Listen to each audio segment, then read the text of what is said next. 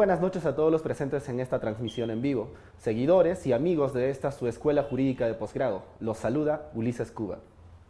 En muchas ocasiones nos hemos cuestionado cuál es la forma más idónea de otorgar la tenencia. Esto había llevado siempre a conflictos parentales recurrentes. Hemos encontrado incluso grupos de Facebook y comunidades en redes sociales que buscaban una regulación más benigna respecto al otorgamiento de la tenencia exclusiva en favor de uno de los padres. La ley número 31.590, ley que regula la tenencia compartida, cumple ahora poco más de un mes de haber entrado en vigencia y ha establecido parámetros mucho más acordes con la realidad de nuestra sociedad, que hoy vamos a conocer.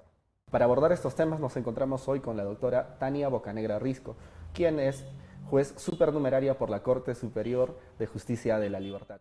Doctora Tania, es un gusto saludarla.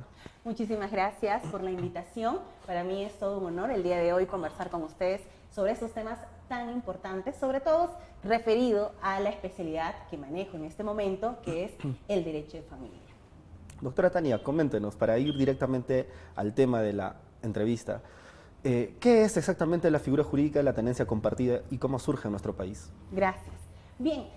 A partir de esta última modificación que se ha dado al artículo 8.1, 8.2 y 8.3 del Código del Niño y del Adolescente, es justamente que ha cambiado un poco el escenario, o bueno, eso es lo que prácticamente nos han querido señalar, de que ahora la tenencia compartida sería la regla general y que la tenencia exclusiva sería aplicada de manera excepcional. Entonces, eso significa que anteriormente no se aplicaba en el Perú la tenencia compartida. Eso es lo que el día de hoy, justamente por eso agradezco nuevamente la invitación, tenemos que dejar claro. En el Perú, ya en sendas casaciones, se venía aplicando la tenencia compartida. Como parte de este derecho, te comento, que tienen los hijos respecto de los progenitores. No es la idea ya que se está dejando atrás de que es el derecho de los progenitores respecto de los niños. No. Es el derecho de ellos, de este interés superior que tenemos que proteger respecto a ese contacto con ambos progenitores. Doctora, entiendo perfectamente su perspectiva, pero ¿cómo se ejerce la tenencia compartida cuando los progenitores viven en puntos muy distantes, ¿no? Ya sea dentro de una misma ciudad o fuera de esta ciudad? Mira, qué importante la pregunta que nos haces, porque esa es una de las mayores preocupaciones, cómo llevar al campo de lo material, al campo de lo real, y cómo aplicar el tema. Sobre todo, estamos hablando de una tenencia compartida, pero los domicilios o los lugares tal vez de trabajo, como es lo que pasa en la mayoría de familias a lo largo de nuestro país. Uno en una zona determinada y en una zona bastante distinta del otro. ¿Significa que no va a poder ser materializada la tenencia compartida? Miren, esta modificación ha dicho, indistintamente de los domicilios, puede aplicarse correctamente la tenencia compartida. Pero aquí, ¿quién va a tener ese papel importante? La judicatura. La judicatura tiene que establecer aquellos lineamientos y aquella fórmula tal vez para poder, igual, prima la tenencia compartida, pero indistintamente de estos domicilios se den esas opciones para que se tenga ese contacto. Y en algunos casos en los que no podemos tener tal vez contacto físico, utilicemos lo que en todo este tiempo de pandemia hemos venido utilizando, que son los aspectos virtuales, los canales virtuales, los recursos tecnológicos. Entonces, no va a ser un óbice el tema de la distancia en los domicilios. Pero eso sí, hay que analizar caso en concreto. Y esa es la tarea de la judicatura. Doctora, excelente. Una cuestión adicional. ¿Qué sucede con los abuelos paternos y maternos en el caso de la tenencia compartida?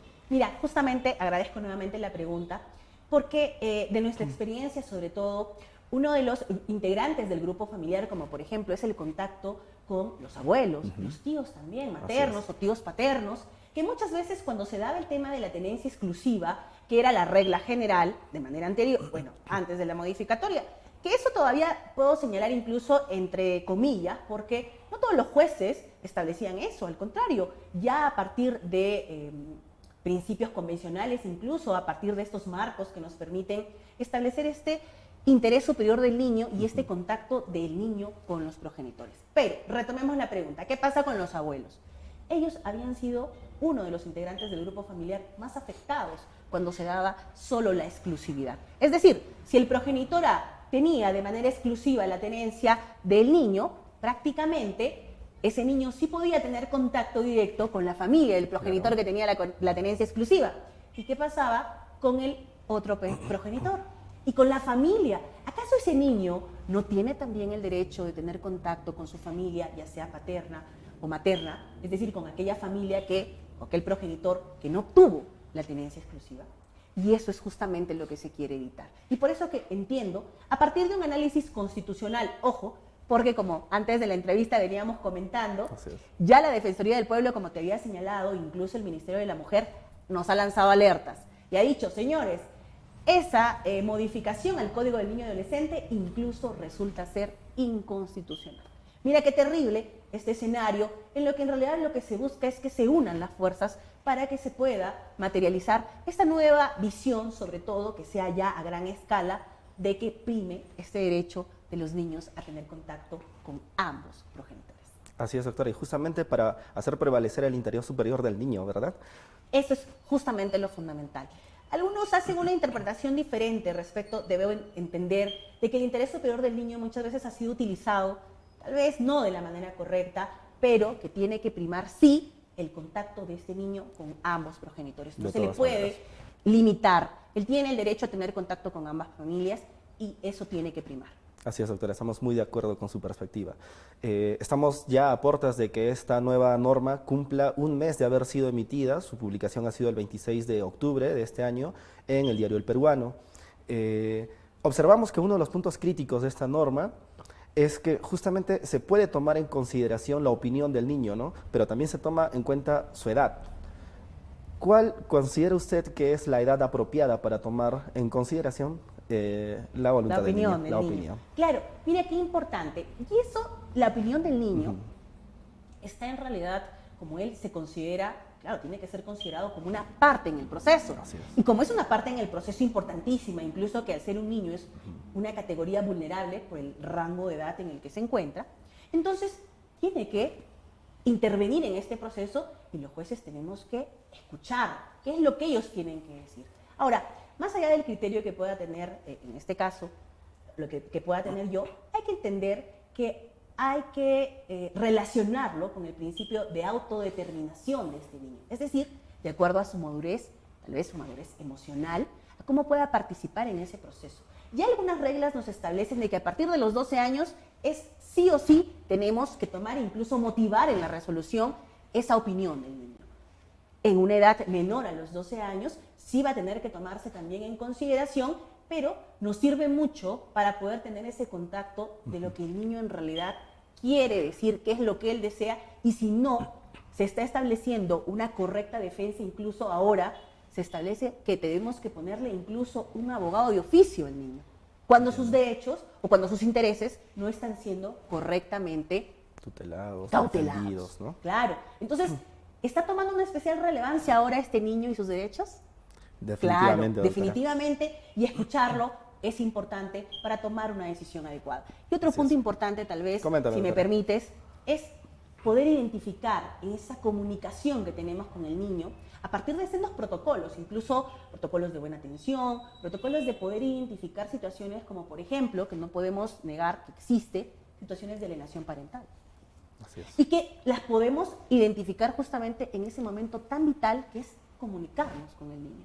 Pero para eso la judicatura también tiene una tarea bastante ardua, que es la especialización y poder identificar justamente aquellos aspectos para que se pueda tomar en consideración la opinión de este niño, pero de algo en razón de poder materializar tal vez lo que corresponde, que es que prime este derecho de tener el contacto con ambos padres. Doctora, aprovechando que acaba de mencionar el tema de la alienación parental, me gustaría consultarle y que los televidentes, los que nos ven en este momento, también puedan entender, ¿no? ¿Cuáles son los criterios que utiliza la judicatura para determinar la variación de una tenencia exclusiva que ya se haya otorgado, ¿no? Ya sea mediante sentencia o un acuerdo conciliatorio? Mira qué importante. Justamente a partir de la modificación que se ha dado del 8.1, el 8.2 y el 8.3 del Código del Niño y Adolescente, justamente una de las preguntas tal vez sueltas que ha quedado, y que en algunos que conocemos la materia, nos preguntamos también y decimos, ¿el tema de la variación va a ser por acción, por una nueva acción, o cuando dice en una resolución, tal vez está hablando de que ya existiendo una sentencia, tal vez en la etapa de ejecución. Miren ustedes qué importante, porque para establecer esta variación, incluso ya en la modificación te señala aquellas situaciones de que pueda darse esa variación. Por ejemplo, el tema de la alienación parental, que puede darse y que puede ser advertida. Pero ¿cómo yo puedo tener elementos probatorios respecto a la existencia de esa alienación? ¿No necesitaría acaso una etapa que me permita tener esa actuación probatoria como tal? Entonces aquí es importante justamente encaminar este proceso de alguna manera para poder tener ese medio probatorio que me permita determinar que efectivamente se da una afectación a la integridad tal vez psicológica del niño y que por eso se justifique en que se dé tal vez esa excepcionalidad de una tenencia exclusiva. Perfectamente de acuerdo, doctora. Agradecemos su participación en esta entrevista, también agradecemos a los presentes en esta transmisión. Estamos muy emocionados de emprender temas como estos y de hecho las modificaciones normativas las vamos a estar trayendo para todos ustedes en este tipo de formatos. Esta es una breve introducción al tema de la tenencia compartida y de hecho lo vamos a abordar más adelante en temas como cursos y diplomados que vamos a estar lanzando a través de nuestras plataformas virtuales.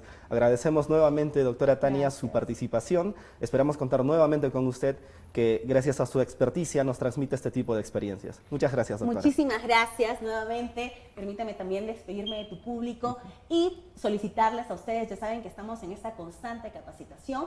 Me pueden seguir en mi red social, me encuentran como Tania Bocanera Risco. Yo gustosa de volverme a encontrar contigo para poder tocar estos temas que a mí me apasionan, como es el derecho de familia. Muchísimas gracias. Muchas gracias a usted, doctora. Gracias.